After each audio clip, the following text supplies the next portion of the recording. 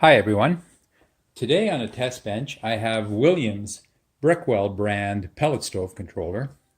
William sent me this one because he was having some problems with it. So I went ahead and did some troubleshooting on it, replaced a couple parts, and I have it functional. Now I'll say that I believe that William has other problems with his stove, and I'll talk to him about that. But as far as this controller is concerned, it is now fully functional and it's ready for its final test. So I have it in the low position here. That's your pellet feed control. And I'll go ahead and turn it on. And when I do, two lights will come on. The combustion light, the one that's labeled combustion, and the one in red over here that's labeled the convection. Those will come on because they're hardwired in my controller. So let me go ahead and do that, and we'll see those two lights come on. And there they are. We can see them on. There's a couple tests we can do right now. One of them is the manual feed for the auger. So if I press manual feed, notice that the light comes on. So that is functioning correctly.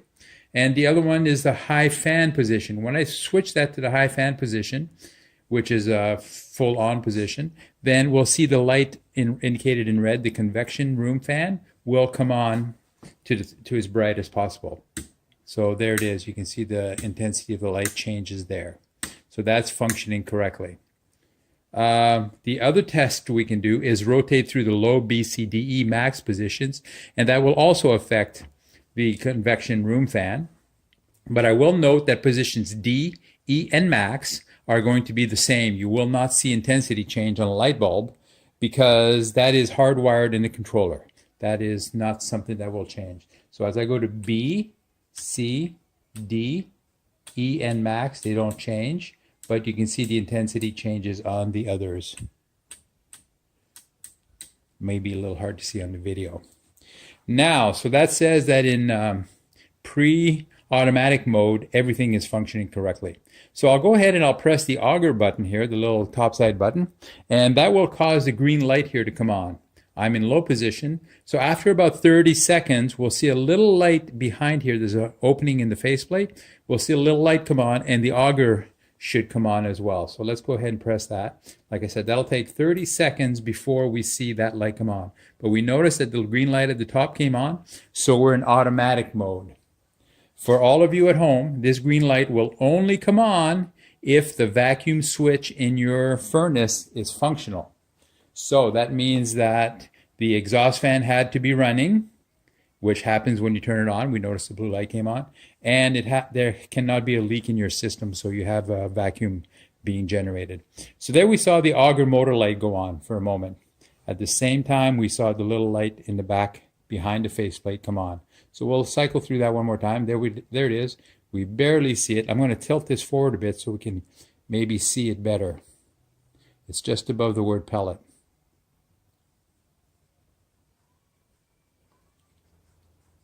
There it is. That was fairly clear. So that is all functioning correctly. The only other thing we can do now for testing is I'll switch over to the max position.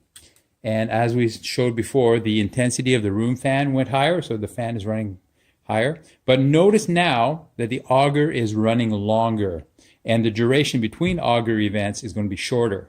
So that'll come on quite quickly again. We won't have to wait the 20-some seconds. There it is. It's on, and it's on longer. And it's off for a shorter period of time. It'll come back on quicker.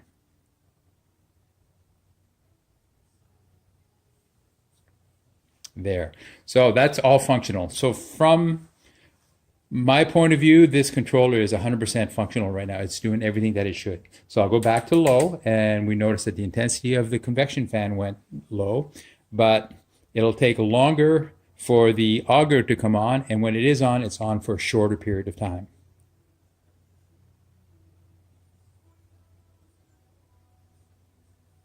Notice it's taking longer and it's a shorter period of time. So that's it, William. Your controller is now fully functional.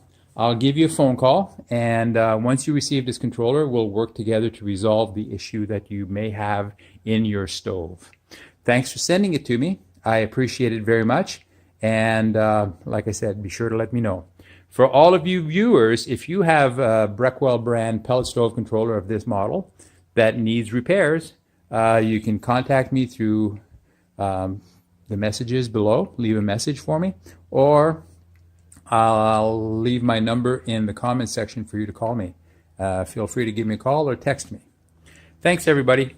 I hope you liked this video and click subscribe. I'd appreciate that. Bye-bye.